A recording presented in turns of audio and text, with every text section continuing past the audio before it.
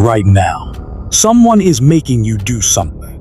Not with a gun, not with a threat, not even with a convincing argument.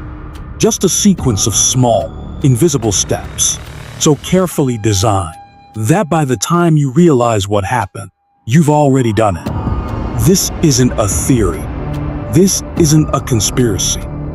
This is the science of human compliance, and it is being used on you every single day by social media, by politicians, by advertisers, by the people closest to you. And the most terrifying part, the techniques aren't new. They're the exact same methods used by cult leaders, by interrogators, by hypnotists. The only difference is now they've been scaled, automated, weaponized at a level no human being in history has ever seen before. By the end of this video, you will never look at your own decisions the same way again. Welcome to MindShade. Let's start with the most powerful influence technique ever discovered. It doesn't look powerful. That's what makes it deadly. It's called micro-compliance. Here's how it works. A hypnotist walks on stage. He approaches a volunteer.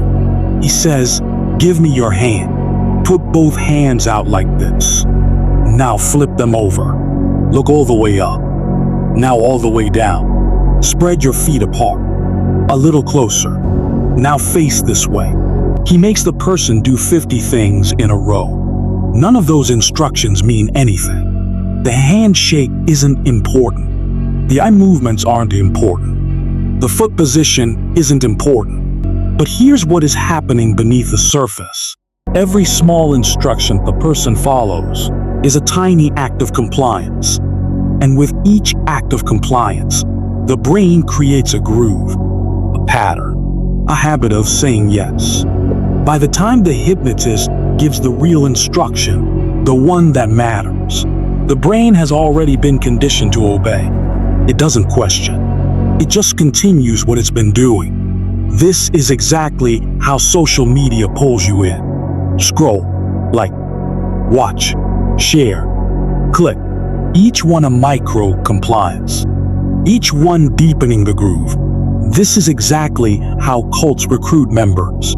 Small agreements first, small favors, small steps away from your previous life, until one day you look up and you're somewhere you never intended to be. And this is exactly how political movements radicalize people, not with one big demand, but with 1,000 small ones, each one invisible, each one making the next one easier.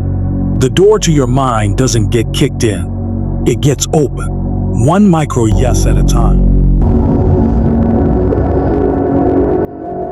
Now we go deeper, because underneath every act of influence, whether it's a sale, a seduction, a radicalization, or a cult recruitment, there is a three-step process happening inside the human brain. It has a name. It's called the PCP Model. And once you understand it, you will see it everywhere. P. Perception. The first step to changing what someone does is changing how they see the situation, not the facts, the frame. Watch how the media does this in real time. They don't say, "This politician did something illegal." They say, "In another piece of terrifying news, here's what this politician did today." The word terrifying isn't a fact, it's a frame. It changes how your brain receives everything that follows. Because your brain doesn't process information neutrally. It processes it through the lens it's been given. Give someone the frame of threat, and everything they hear next feels threatening. Give someone the frame of opportunity, and the same information feels exciting. The frame comes first, always. And whoever sets the frame controls the conversation. See, context. Once perception shifts, context takes over. Context is the invisible rule book that tells your brain what behavior is permissible. Here's a disturbing example. In 1979, a fire broke out in a department store in Manchester. The restaurant inside was right next to the exit. People could have walked out in seconds. Most of them died, not because they were trapped, but because no one stood up first. In the context of a restaurant, you don't leave until you've paid your bill. That invisible social rule was so deeply embedded that people sat still in a burning building, waiting for permission to leave. Context doesn't just influence behavior. In extreme circumstances, it can override every survival instinct you have. Now apply that to your everyday life. The context of a job interview makes you perform. The context of a first date makes you edit yourself. The context of a political rally makes you agree with things you question sitting alone at home. Same person, same brain, completely different behavior, because context changed. Permission. This is the final step, and the most important. Once your perception has been shifted and a new context has been established, your brain automatically generates permission to behave in ways it previously wouldn't. The off-duty police officer in the hypnosis show didn't think he was doing something wrong when he fired his weapon into the crowd. His perception had been shifted. He was a sheriff. His context had been changed. He was under attack. And so his brain granted him permission to do something that in any other situation would have been unthinkable. Perception, context, permission. This is the architecture of every decision you've ever made that you later couldn't explain. There's one thing more powerful than all of these techniques combined. One thing that, once you understand it, explains almost every major decision human beings make, good and bad. It's called identity. Not who you are, who you believe you are. Here's the difference, and it's everything. If you tell yourself you want to go to the gym, you'll go sometimes. When you feel motivated, when it's convenient, when nothing else comes up. But if you tell yourself, I am the kind of person who goes to the gym, now missing the gym isn't laziness. It's a violation of who you are. That's a completely different psychological force. Here's how powerful this is in practice. Researchers went door to door in a neighborhood. They asked one simple question. Do you support safe driving? Everyone said yes. Then they asked, could you put this small sticker in your window to show your support? Almost everyone said yes. A week later, they came back with a massive, ugly sign. The kind no reasonable person would normally agree to stick in their yard. 85% of people said yes. Why? Because a week earlier, they had made a tiny identity statement. I am someone who supports safe driving. And now, refusing the sign meant becoming someone who didn't support safe driving. And the brain cannot tolerate that contradiction. This is called the consistency principle. And it is the engine behind almost every successful sales technique, every cult indoctrination, every political conversion, and every toxic relationship that someone couldn't leave. The manipulator doesn't change your behavior. They change your story about who you are, and your behavior follows automatically. Here's something your brain does that you have absolutely no control over. When something unexpected happens, your attention goes there. Every time, without exception, without your permission. This is called the novelty response, and it is hardwired into your brain from 200,000 years of survival. Your ancestors didn't survive because they ignored unusual things. They survived because when something new happened, everything else stopped. That snap of a twig, that flash of movement in the trees, that unfamiliar sound at night. Total, immediate, involuntary attention. Now take that ancient, hardwired mechanism and put it in the hands of a social media algorithm. Every new notification, every unexpected video, every scroll that produces something you didn't predict. Your brain isn't choosing to pay attention. Your brain is responding to novelty, the same way it responded to predators on the savannah. You are not scrolling. You are being hunted. And the algorithm knows exactly how often to produce novelty, to keep your brain in a state of permanent, compulsive attention. Mr. Beast doesn't have 500 million subscribers because of luck. He has 500 million subscribers because every 10 seconds of every video, something unexpected happens. Novelty, authority, tribe, emotion. That's the sequence. And every piece of media you consume, every news broadcast, every viral video, every political ad follows that exact sequence. Once you can see the pattern, you can't unsee it. We've covered the mechanics of influence. Now we cover the most dangerous individual technique, the one used in courtrooms, in interrogation rooms, in sales calls, and in the media every single day. It has no official name, but think of it as the 2 Lego bricks. Here's how it works. I place one Lego brick on the table in front of you. Then I place another Lego brick next to it.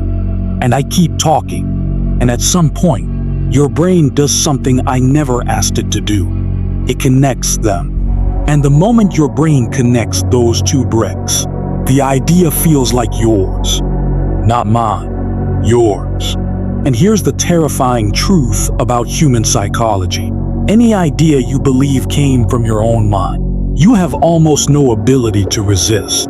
The media uses this constantly. Local woman reported missing. Neighbors say she was seen arguing with her boyfriend earlier today. Details after the break. No accusation was made. No conclusion was stated. But your brain, hungry for pattern completion, connected the bricks immediately. And now you have a conviction about someone you've never met, based on information that proved nothing. In a courtroom, a skilled attorney doesn't tell the jury what to think. He mentions David. He mentions Goliath. He talks about small people and giant institutions. He never says those words. But your brain, pattern completion machine that it is, builds the narrative automatically. And once you've built it yourself, it feels like justice. It feels like truth. It feels like your own independent conclusion. When in reality, it was engineered from the opening statement. This is the most dangerous persuasion skill in existence, because it leaves no fingerprints.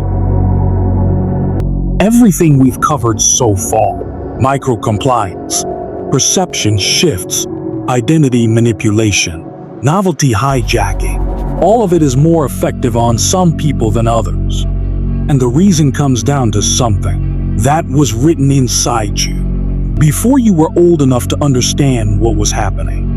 It's called the childhood development triangle. 3 sides, 3 questions. What did you have to do to make and keep friends? What did you have to do to feel safe? What did you have to do to earn rewards? The answers you developed to these 3 questions as a child became the operating system you run on as an adult. The kid who got bullied learned to make themselves small to stay safe. Now they're an adult who shrinks in meetings, who doesn't speak up, who lets opportunities pass, because staying small still feels like survival. The kid whose parents only gave attention when they achieved something became the adult who can never celebrate a win, who always needs the next milestone, who feels empty the moment they reach a goal. The kid who grew up in a home where a parent's mood was unpredictable became the adult who scans every room for emotional cues, who hyperanalyzes every text message, who exhausts themselves predicting what might go wrong next. These aren't personality traits. They are survival strategies, written in a child's handwriting that we carry into adult life, in a backpack we don't even know we're wearing. And here's why this matters for influence and manipulation. The most effective manipulators aren't just using techniques. They're reading your backpack. They identify which side of your triangle is most active: safety, belonging, or significance, and they target it. The person who desperately needs to belong is far more susceptible to tribe signals. The person who needs safety is far more susceptible to fear-based framing. The person who needs significance is far more susceptible to flattery and status. Understanding your own triangle is the first step to closing the door on those who would use it against you. So what do you do with all of this? First, name the technique when you see it. The moment you can label what's happening, micro-compliance, perception shift, novelty hijack, you interrupt the automatic response. Your prefrontal cortex activates. You become the observer instead of the subject. Second, notice who is setting the frame. In every conversation, every broadcast, every meeting, someone is setting the frame first. If it isn't you, understand that you are already inside someone else's context. Ask yourself, what frame has been placed on this situation? What would I think if I stepped outside that frame? Third, audit your identity statements. Every time you say, I am the kind of person who, stop. Ask yourself, is this something I actually chose? Or is this something that was installed? Because the most effective form of control is the kind that convinces you it was your idea all along. 4. Protect your novelty. Your attention is your most valuable resource, and every algorithm in existence is engineered to steal it. Deliberate boredom is a form of resistance. Sitting without stimulation, reading without notifications, choosing what captures your attention instead of letting novelty decide. 5th, know your triangle. Go back to those 3 questions. What did you do to make friends? What did you do to feel safe?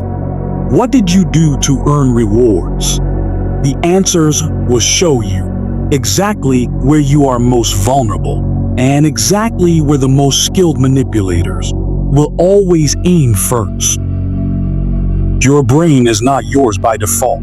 It is a machine built for a world that no longer exists, running on code written in childhood, being operated remotely by forces that understand it better than you do. That's the uncomfortable truth. But here's the other truth. Understanding the mechanism is the beginning of owning it. You cannot unsee what you now see. You cannot unfeel the pull of micro-compliance once you've named it. You cannot be novelty hijacked with the same ease as before. Knowledge is not power. Applied knowledge is. Start applying it. If this video changed how you see the world, share it with someone who needs to see it too. Subscribe to MindShade for new videos every Tuesday and Friday. We go where most people are afraid to look, because understanding the dark is the only way to protect yourself from it. Remember, understand the mind. Survive the world.